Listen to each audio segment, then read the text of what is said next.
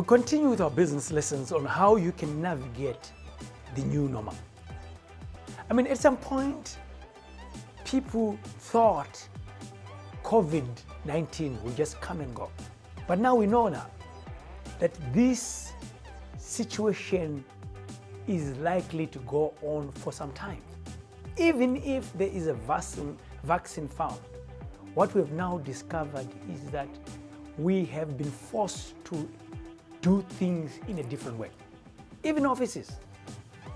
If you have learned that you can actually work effectively from home, what it means is that you may actually decide not to pay for the rent you used to pay for your office.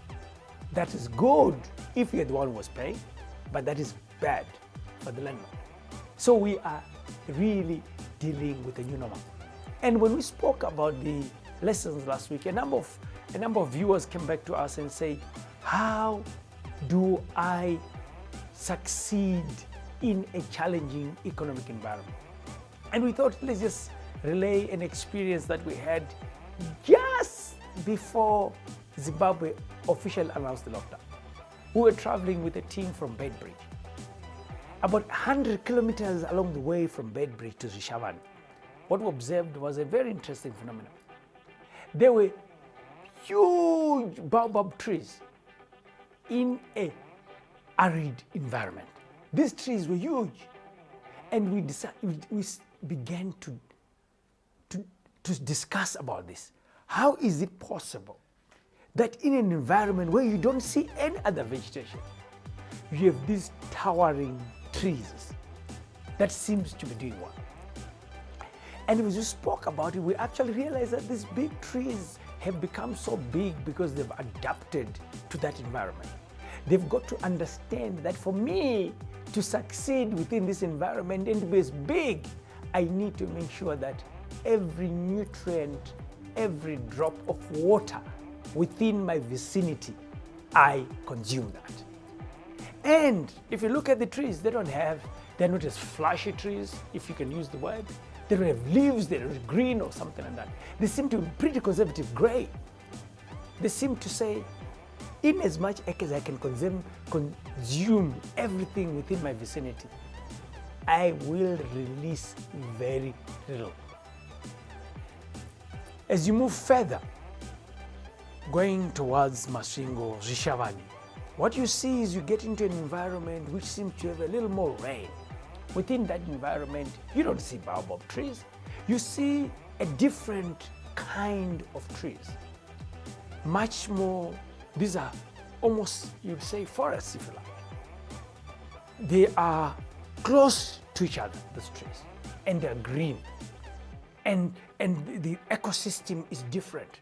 There are more, even parasites operate within this, but you don't see the trees that you saw in the other arid environment. So the thinking that we had is that there are species that can survive in one environment and not in another. And the conditions that pertain in one environment are different from the other. This one seems like you have more trees in one environment than in the other. But equally, if you were to take it to business, it seems you also have more competition within that environment.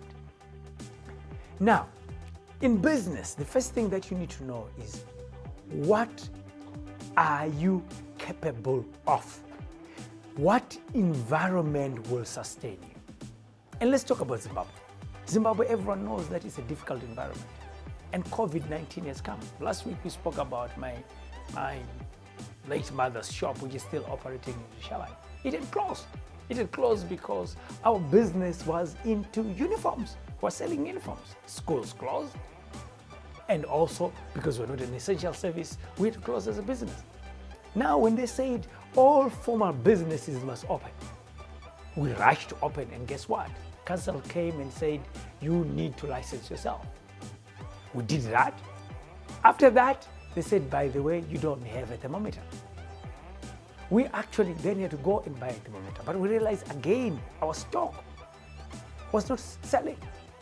And the question that we're asking each other said, what is it that we can actually do in this new environment? Can we sell masks? And if we can sell masks, who do we sell it to? Every school is now making masks. How do we become competitive in that environment? Who do we link up with? Can we actually do other safety wear for the miners within the area and the like? The unfortunate part is that when you are a startup or when you're an SME, you never ask questions about the environment that you're in.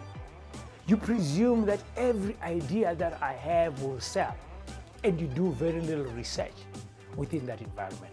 You need to do research of the environment.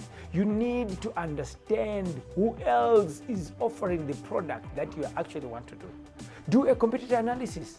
Get to understand why it is that they have succeeded. A friend of mine was saying there are people in the local environment.